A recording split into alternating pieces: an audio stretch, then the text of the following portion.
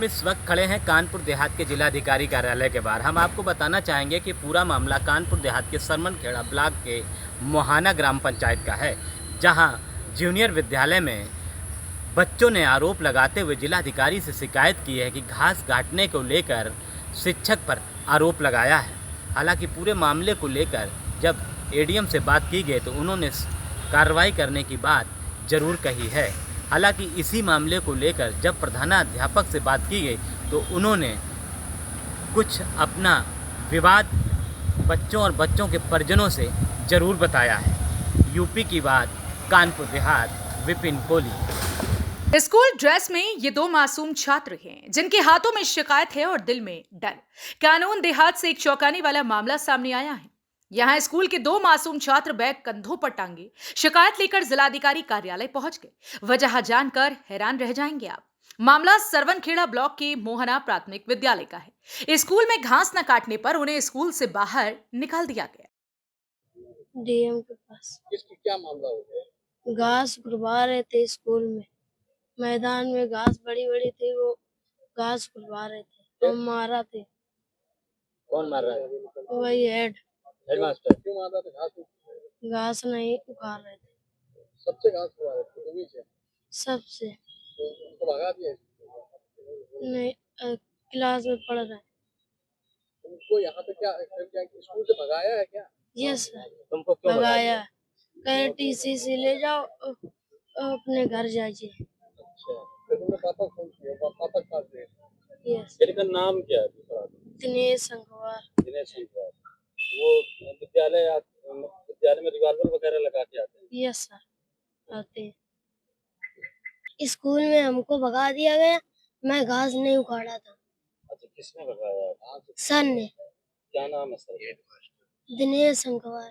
Sir क्या बोले वो आपसे? ये बोले कि जाइए घर।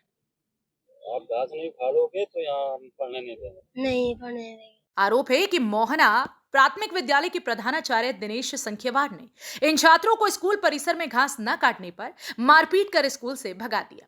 छात्रों के मुताबिक प्रधानाचार्य स्कूल के बच्चों से जबरन स्कूल की घास कटवाते हैं और जब किसी ने मना किया तो उन्हें स्कूल से निकाल दिया जाता है। एडीएम अमित कुमार ने जानकारी दी कि बच्चों की शिकायत के बाद आरोपी के खिलाफ शिकायत दर्ज कर ली गई है। हम जांच कर रहे हैं। जैसा कि मीडिया के द्वारा जो प्राप्त सूचना है उसके आधार पर जो बच्चे हैं वो मोहना के प्राथमिक विद्यालय के विद्यार्थी हैं और उनके द्वारा ये कहा जा रहा है कि वहाँ के एक शिक्षक के द्वारा घास न काटे जाने के क्रम में उनको विद्यालय से बाहर कर दिया गया है।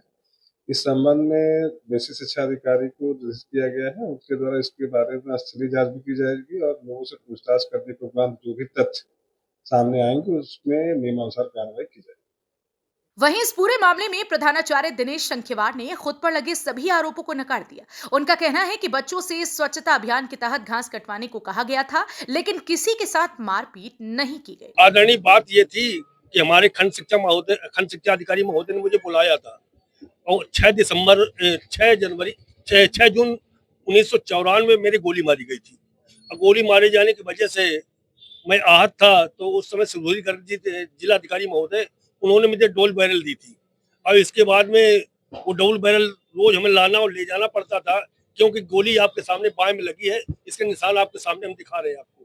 और कपड़े भी आवश्यकता पड़ेगी तो कपड़े भी आपको हम उपलब्ध करा देंगे, रक्त रंजित।